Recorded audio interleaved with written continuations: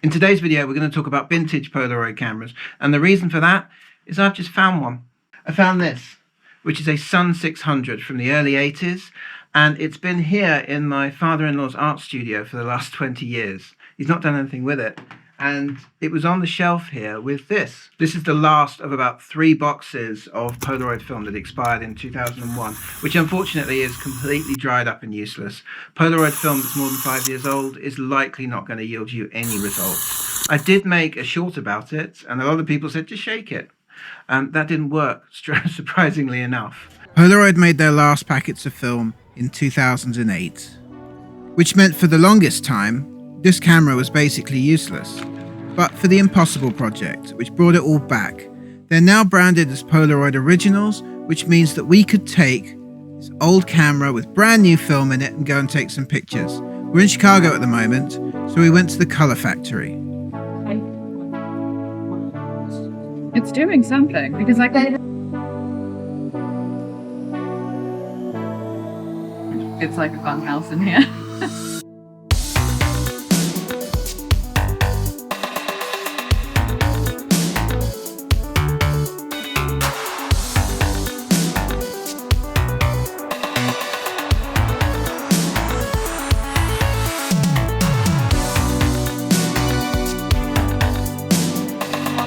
Photos.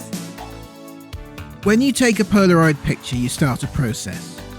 The process happens sequentially, involving both the camera and the film in some 200 to 500 steps. When the film is ejected, potassium hydroxide suspended in a few drops of water is spread in a layer 1/26th of 10,000th of an inch thick. For several minutes, chemical reactions occur rapidly, one step after the other, in that thin sandwich. And then, as the progression slowly stops, you're left with the completed picture. The camera itself is very, very simple, and I love it because it's really nostalgic. My first ever camera was one my dad pulled out of a skip when I was about 3 or 4 years old, and he gave me some film and a strip of magnesium flash bulbs that go on the top, and I just used to take pictures, and it was fun. And that's what this is really all about. This particular camera is a little bit more advanced. It's got a light control system, which basically consists of this knob here, which pushes and pulls a filter in front of the light meter. It's not even a proper ND, it's basically a little tab with holes in it. And what it does is it's basically like an EV comp. It means that if you push it this way, you're going to make your picture brighter. Push it that way towards the black or the black side of the gradient, you're going to make your picture darker. Your lens is here, it's a plastic lens, it's very basic, and that's one of the reasons these images are never going to be super sharp. You do have what they reckon to be a minimum focus distance of about 4 feet, so anything less than that's going to be super blurry, but anything further away is going to start to look a lot sharper. So you need to sort of shoot it wides to mid shots maximum. Portraits aren't really going to work. I think there are close-up lenses available for these cameras, but I've never used one. The viewfinder is separate to the lens. It's not an SLR. So you will look through the viewfinder at the back here, and you frame your picture up that way. You know that your flash is charged because there's a little red LED which will blink. On the back here, you've got a little counter for how many pictures you've got left. It's going to be wrong because modern Polaroid film comes in packs of 8, where in the old days it came in packs of 10. Your shutter is here.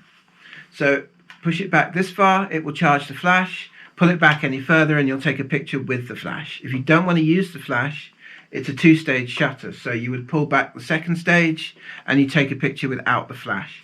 The Polaroid film is rated at 640 ISO, but I found it to be really not very sensitive. I would put it in my own head somewhere around the 200 ISO mark. So if you think about it like that, then always give it as much light as you can. Take pictures outside, you're going to get better results than taking pictures inside. Loading the camera is super simple. You just push this tab forwards, it drops the jaw down. I'm not going to do it right now because there's film in there. And you just pull out the cartridge and put the new cartridge. It will spit out the dark slide, which nowadays seems to have fun slogans on it, which is kind of fun. The last thing is that people often note that this can be very stiff when you first pick it up. These are old cameras, they've been sitting there for a long time. The film hasn't been available for a long time. So if you find one, it might be a bit stiff. So when you want to put it down again, you might feel like you're going to break it. But you're not. They're actually quite robust. The Colour Factory is a collection of colour, art and theatre installations, which represent the work of artists all over the globe. A great place to play with an old Polaroid camera. Oh, I'm super excited. Wait, so we actually walk through it.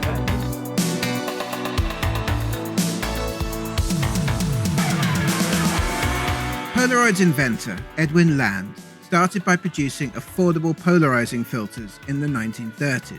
But his true dream was to realize a self-developing film. The first of Land's self-developing films came out in 1947, and he continued to develop it, with the first true one-process system, the SX70, coming out in 1972. The 1970s were a golden era for Polaroid, but the 1980s saw new technologies and a legal battle with Kodak, which Polaroid never quite recovered from. Kodak filed for bankruptcy in 2001, which was just as digital photography was really starting to take hold, which is an ironic shame for a company that had at one point pioneered their own digital camera. They carried on making film until 2008. Not supposed to shake it. And that would have been the end of the story if it wasn't for the Impossible Project, where a few dedicated enthusiasts and former Polaroid workers got together and they recreated the Polaroid process, which we have today as Polaroid Originals. Polaroid Originals today are a bizarre antidote to the digital revolution that killed Polaroid. They are physical, they develop in front of you, and they give you a very nostalgic, albeit a little bit fuzzy image.